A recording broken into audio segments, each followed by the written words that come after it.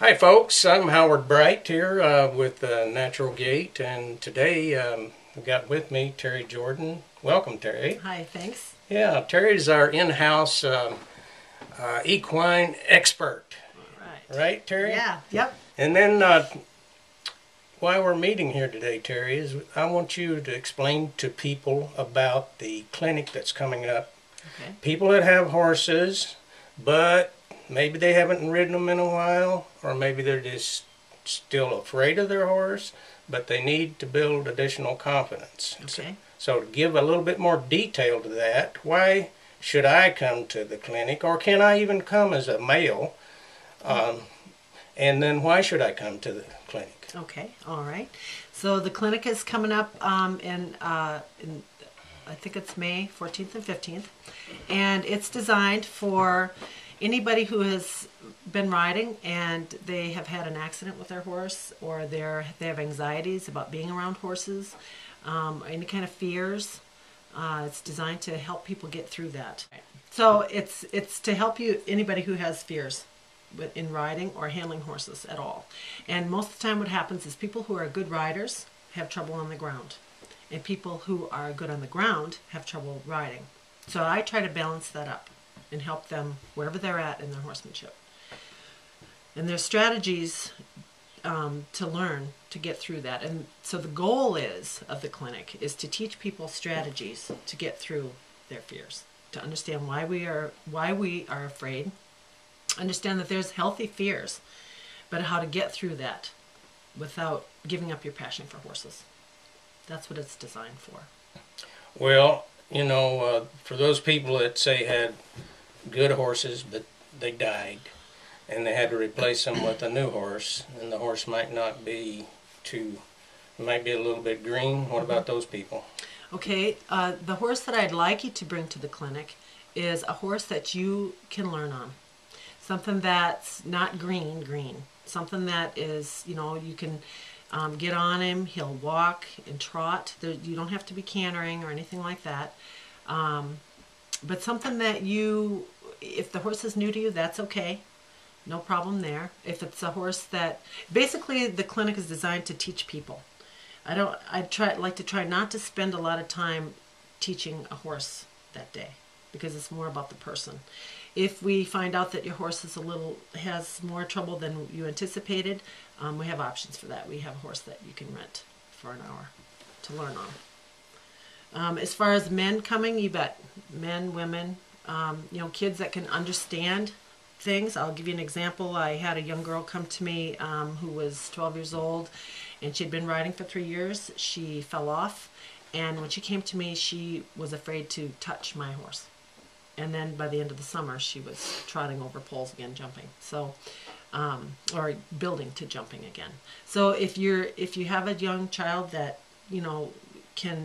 that wants to overcome their fear, number one, you have to want to overcome it, and you have to be open to try strategies. And basically, it's based on you decide how far you go and how fast you go. I don't decide that. I'll help you get there. I'll encourage you where I see that you need encouragement. But if you come to a point where you feel like you're going to get sick, there's a strategy to help you back off of that and then eventually go forward again.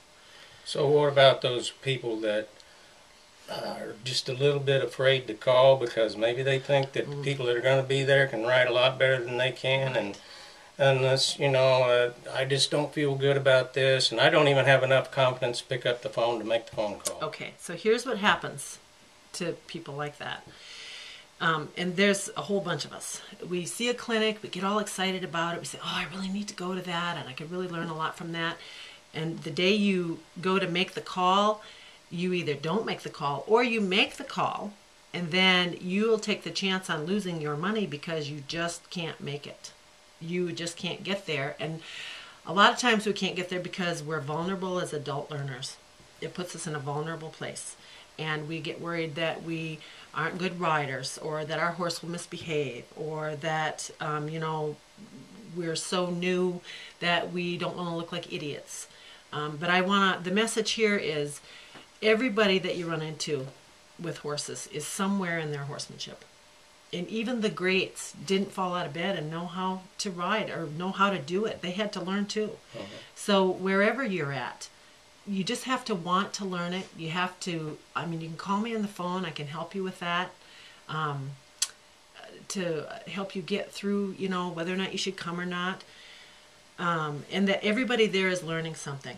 Even somebody who's really good at something might need to know something at a lower level of learning.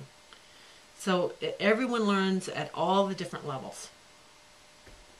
So that's basically Okay, and then when is the clinic? It's May 14th and 15th. Okay. And how it's going to go is in the morning there's going to be a lecture. I'm going to talk to people about fear, understanding it, fear in us as adults, and some of the strategies that we need to get through it. And also some of the things that inhibit us from learning and understanding why we just go up. It's easier to not do it than it would be to come and do it. And just help you get through that. And then I want to hear a little bit from everybody, you know, what they do with their horse, what their goal is that day, what fear they have. Maybe they fell off, maybe they got run over on the ground, maybe they, you know, for whatever reason, whatever happened to them. And then just kind of get to know each other a little bit, and then we're going to have lunch, and then after that we're going to have individual one-on-one sessions with me. And then the other good thing about being in a clinic is it's not all about what you're going to learn personally, it's about what everybody else is learning around you. Because if you, let's say that you have an issue, and the guy next to you has an issue, and it might not be the same today, but in a week you might run into that very problem. So then you'll say, oh, hey, that guy at that clinic, you know, that's what she helped him with. So you'll have an extra strategy. Because there's more than one way to skin a cat, as they say, I guess. So, so you're getting a whole bunch of stuff. The more people in the clinic, the better, actually. And if you can, and everybody is treated the same. We're all the same. We're all learning. You deserve to learn. You have to believe that. Your horse deserves for you to learn so that he can have a better life. And so there's no guessing.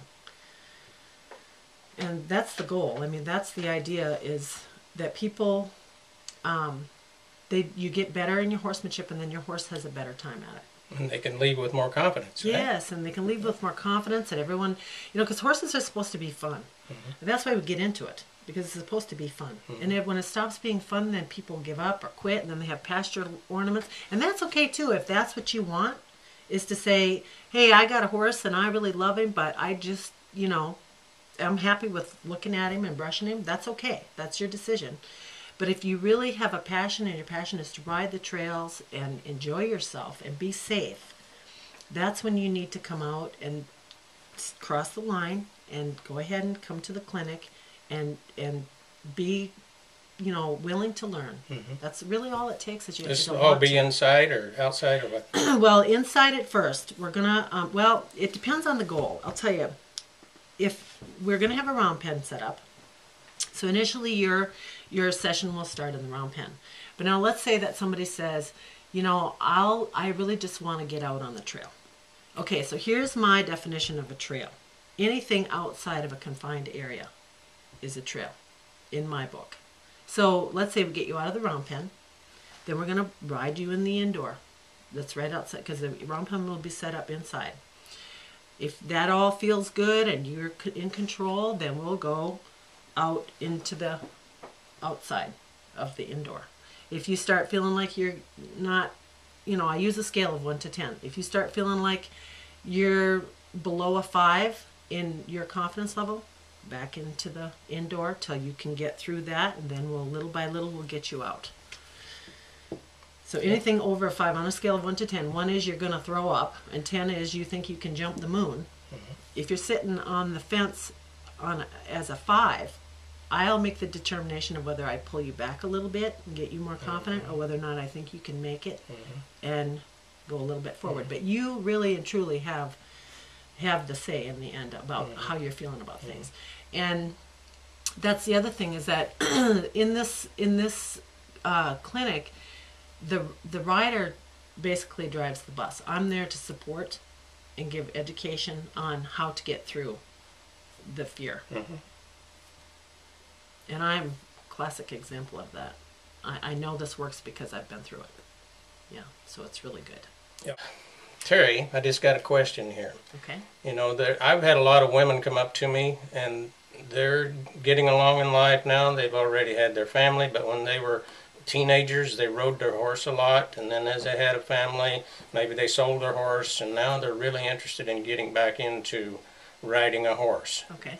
So how do you respond to those type people? Okay. Well, it's really good to understand that the older we get, the more vulnerable we feel. Okay, because as we get older, the ground gets harder. And that's a big fear, is falling off.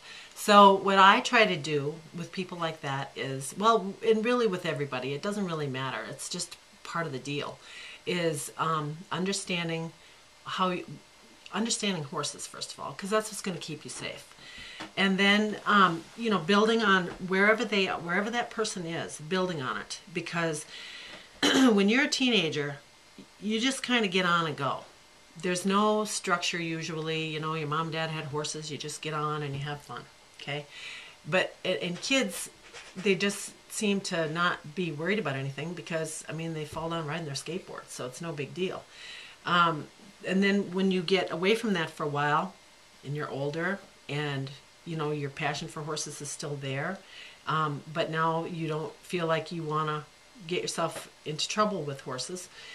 So the best thing to do is to get instruction, to get somebody to help you in your horse and help you understand your horse, and both on the ground and in the saddle, and what's important to them. And then we just work wherever it is you're at. If you're worried about being on the ground with them, that's where we start.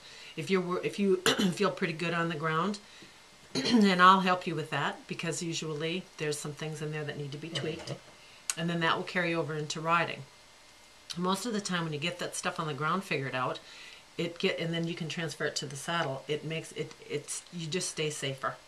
And when you have, fear comes when knowledge ends. That's what happens. When we run out of information, then we start getting scared. And it's really great if you can catch your fears while you're anticipating something.